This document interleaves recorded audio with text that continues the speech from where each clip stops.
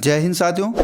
ग्राम विकास अधिकारी डीवी के बारे में इस वीडियो में हम बात करने वाले हैं। आप सभी को पता होगा ग्राम विकास अधिकारी का जो रिजल्ट है वो जारी कर दिया गया है और 2 गुना कैंडिडेट को पास किया गया है और उन कैंडिडेट्स का डॉक्यूमेंट्स वेरिफिकेशन कुछ ही दिनों में आरएसएसएमबी द्वारा कराया जाएगा। तो इस वीडियो में मैं आपको बताऊंगा कि भाई आरएसएसएमबी द्वारा डॉक्यूमेंट्स वेरिफिकेशन किस प्रकार होता है, आपके क्या क्या डॉक्यूमेंट्स वो चेक करते हैं, क्या क्या गलतियाँ आपको जो है नहीं करनी है और क्या क्या डॉक्यूमेंट्स आपको तैयार करके रखने हैं। इस वीडियो में मैं आपको संपूर्ण जानकारी देने वाला हूँ डॉक्यूमेंट से संबंधित। तो आप हमारे चैनल पर नए हो तो चैनल को सब्सक्राइब कर हमारे साथ जरूर जुड़े ताकि आने वाली जानकारी आपको जल्दी से जल्दी मिल जाए।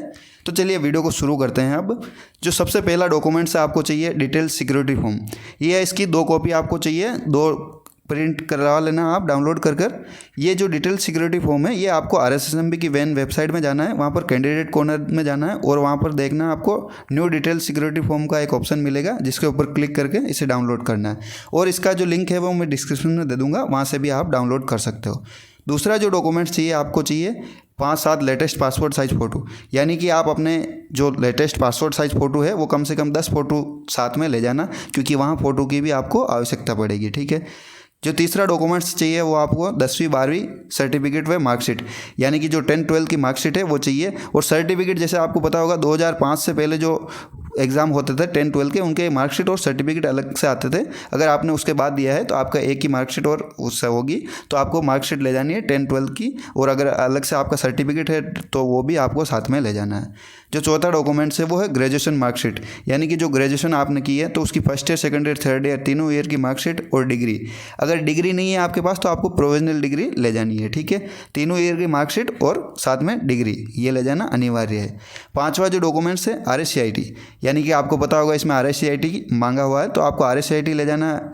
या अगर आपने RSCIT नहीं है और अगर कोई अन्य कंप्यूटर डिग्री है जो आरएसएसएमबी ने वैलिड की है वो आपको साथ में ले जाना अनिवार्य है। ठीक है।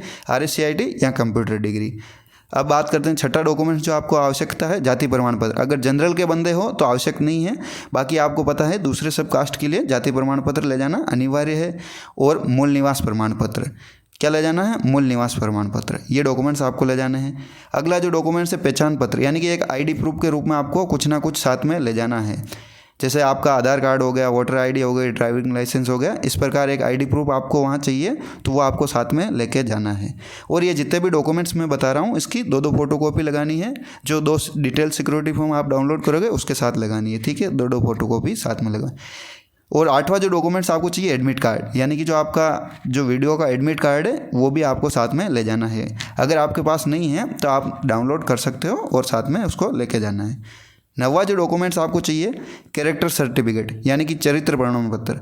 अंतिम एजुकेशन आपकी जहाँ से हुई है एक तो वहाँ से आपको जो कैरेक्टर सर्टिफिकेट है वो बनवाना है और 2 गजेटेड ऑफिसर के कैरेक्टर सर्टिफिकेट आपको बनवाने हैं। ठीक है। राजपत्र अधिकारी के 2 जो परफॉर्मा है आपको स्टेशनरी की दुकान पे मिल जाएगा, वहाँ से ले लेना। और 2 गजेटेड ऑफिसर के साइन करवा कर 2 कैरेक्टर सर्टिफिकेट वो बनवाना। और एक जो कैरेक्टर सर्टिफिकेट है वो आपकी लास्ट एजुकेशन जहाँ से हुई वहाँ से बनवाना। अगला जो डॉक्यूमेंट्स है EWS सर्टिफिकेट। अगर आपने EWS से अप्लाई किया है तो आपको EWS सर्टिफिकेट आपके पास होना अनिवार्य है। तो जो भी EWS के बंदे हैं उनको EWS सर्टिफिकेट ले जाना अनिवार्य है, अन्यथा आपको जो है EWS का जो फ़ायदा मिलता है वो नहीं मिलेगा।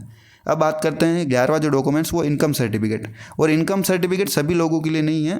जिन्होंने फॉर्म भरते समय 2.5 लाख से कम इनकम चूज़ की थी ये उन्हीं के लिए है। और बहुत सारे कमेंट आ रहे हैं लोगों के कि सर हमने गलती से 2.5 लाख चूज़ कर दिए, तो उनका भी सॉल्यूशन है। उनको क्या करना है, जो रिलैक्सेशन मिला था फीस में, जैसे 100 रुपये का रिलैक्सेशन मिला था, तो उसका आपको जो पोस्टल ऑर्डर लेके चले जाना वहाँ सबमिट करा सकते हो आप। अब जो 12वां डॉक्यूमेंट्स है वो है हॉरिजेंटल रिजर्वेशन वालों के लिए।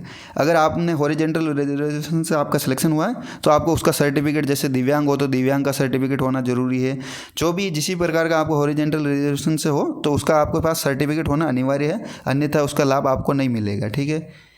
अब अगला जो डॉक्यूमेंट्स है वो है मैरिज सर्टिफिकेट। आपको मैरिज सर्टिफिकेट बनवाना पड़ेगा, एक संतान संबंधित घोषणा पत्र देना पड़ेगा और एक धूम्रपान शपथ पत्र आपको देना पड़ेगा। ठीक है। क्या चाहिए? मैरिज सर्टिफिकेट, संतान संबंधित घोषणा पत्र और धूम्रपान शपथ पत्र। ये डॉक्यूमेंट्स भी आपको तैयार कराने हैं। जो 14वां डॉक्यूमेंट्स है वो है नो ऑब्जेक्शन सर्टिफिकेट, यानी कि अगर आप किसी जॉब में हो तो आपको NOC देना भी जरूरी है। यानी कि अभी आप वर्तमान में कोई जॉब कर रहे हो तो वहाँ से आपको NOC ले जाकर वहाँ डॉक्यूमेंट्स के समय सबमिट करानी है। ठीक है। No objection certificate.